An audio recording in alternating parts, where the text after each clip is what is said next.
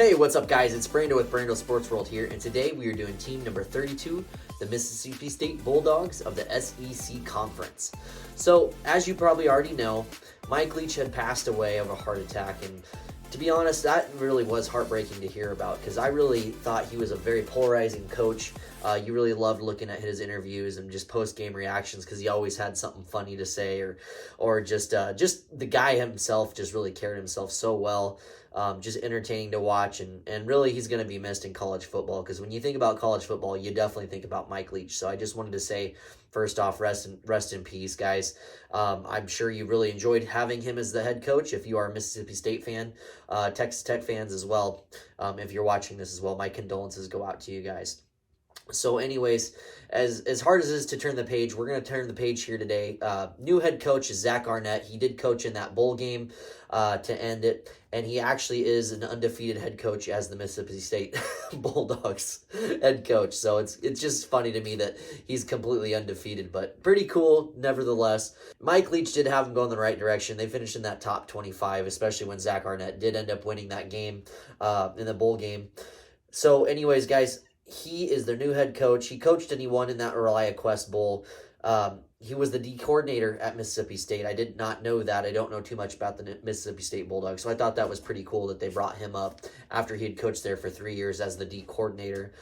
So you know what he's going to be trying to do is make this a very defensive-minded team. And I'm sure he'd say himself that they need to move forward and they need to make this team his team. And hopefully all the guys this offseason have really bought in. And I'll be pulling for you guys, to be honest. Just would like to see you guys really cap it off and you know get to 10 wins and really show up good for Mike. That'd be pretty cool. So last year they did go 9-4 overall and 4-4 in the conference. So we'll go ahead and get started with this, guys. The Mississippi State Bulldogs. First game of the season, easy one here for you. Southeastern Louisiana. I don't think they're going to cause any issues at all, so we'll give you this win 42-7. Heading into week 2, Arizona Wildcats out of the Pac-12. You guys shouldn't have too many issues with these guys as well. They've had ups and downs over the last several seasons, even the decade, to be honest with you. So I have you guys winning this one 35-13. Heading into week 3, it's a game against LSU. LSU is expected to do incredible things this year. They are going to be tough, hard-nosed, physical team. I think this is going to be a very tough game for you guys to win. This is a home game for you, from my understanding. And I think for that reason alone, you have an opportunity to win this. But I just see LSU just towards the end of this. I mean, this would be a 3-quarter game when you guys are in it. But towards the end of the fourth quarter, I think they just pull it out barely, guys. I have you losing your first game 30-24 against the Tigers. Week 4, you're 2-1. It's an away game at South Carolina. South Carolina is looking to do some good things. They did lose their offensive coordinator along with a couple other key pieces of that 2022 team. They do return Spencer Rattler. I think you guys have an opportunity to win this one. It's a tough game, though. It's an away game, and I have you losing this one as well, 28-24 against the Gamecocks. Week number 5, it doesn't get any easier, guys, and I'm sorry to say you go up against the Alabama Crimson Tide. Crimson Tide, they just replenish, they reload. It's no problem for these guys. I think that they edge this one out 35-24. It won't be a one-score game, but hey, it's at least within 2 scores. Just a tough game overall here, guys. Rest assured, though, your very next game is a home game. It's against Western Michigan. Now, Western Michigan ain't going to cause too many issues for you guys. You've been on this 3-game slump. You come out here, you destroy Western Michigan. You win this one 38-13 to get your 3rd win on the season. Heading into week 7, it's an away game at Arkansas, the Razorbacks. Razorbacks with Sam Pittman as their head coach has done some incredible things there. Completely surpassed what Brett Bielema did. I don't know if they were anticipating him to do so well, but I tell you what, the defensive side of the ball with Pittman as their head coach is just outstanding. I have them just barely beating you guys here, 28-27. I think you two are going to be pretty evenly matched, so don't discredit the video. If you do, I apologize. I just think Arkansas is going to just slightly edge you guys out. Following week is a game against Auburn.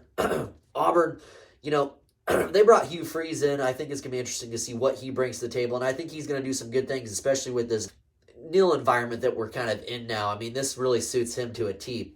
However, it ain't going to do very well for them this year. I have you guys beating them away at Auburn 30-27 for your 4th win on the season. Heading into the following week is a game against Kentucky, the Wildcats. I just think that Kentucky is a solid team. Stoops has them going in the right direction. Though they've been kind of up and down recently, they have had some recent success. I think we can agree with that. You have a good opportunity to win this one, guys, but I just think that Kentucky Wildcats are going to pull it out. I think their offense is just a little bit stronger than yours. So I'm going to give Kentucky the win there. Heading into Week 10, it's an away game at Texas A&M. A&M has an amazing recruiting class, and a lot of people think they're going to have an amazing recruiting class and don't count out the most recent one either. I mean, it's nothing to scoff at. But that recent recruiting class they had where they finished, I think it was number 1 or 2. I mean, they just have donors up the yin-yangs, guys. They can do whatever they want to do. And it's just interesting to me that Jimbo Fisher's had such a tough time there as of late. I mean, he has all the resources. He has the pedigree winning that national championship at Florida State. I mean, it sounds like he's a good coach, but I just don't think they're going to find much success. And it almost seems like I'm not saying he's purposely losing, but I mean, it just hasn't been looking good. You guys win this one, 28-21 away at A&M. Heading into week number 11, easy game here against Southern Miss, the Golden Eagles. I think that's their mascot. I don't see them causing too much of an issue with you. You win this one easily, 35-20, getting your 6th win on the season here, guys. Should be a tough, it should be an easy game for you. I don't mean tough at all. Should be an easy game heading into Week 12. As long as you take care of business and don't go on another slump here, you might win 7 games. You go up against Ole Miss, though. Ole Miss has had success, and they actually didn't end the season too well last year, if I'm not mistaken. They had a pretty tough skid there. They're going to be a tough team this year. A lot of people will count them out. I am a little bit higher than most people probably are, to be honest with you. And I unfortunately have you guys losing a very tough one here. It's a tough loss to accept, but you lose it 31-24. So, guys, that makes you 6-6 on the season. And I know that's not necessarily what you're looking forward to. But with a new head coach in Zach Arnett, I mean, there's bound to be some changes, to be honest. Just might be tough to figure it all out that very first season. But, hey, rest assured, you guys go bowling the first time. You're in the tough conference in the SEC conference. So I don't think 6-6 is bad. If you're playing a different conference, you might go 8-4 or 7-5. But for a safe prediction here, I have you going 6-6 in that first season. So anyways, guys, I really appreciate you tuning in so much.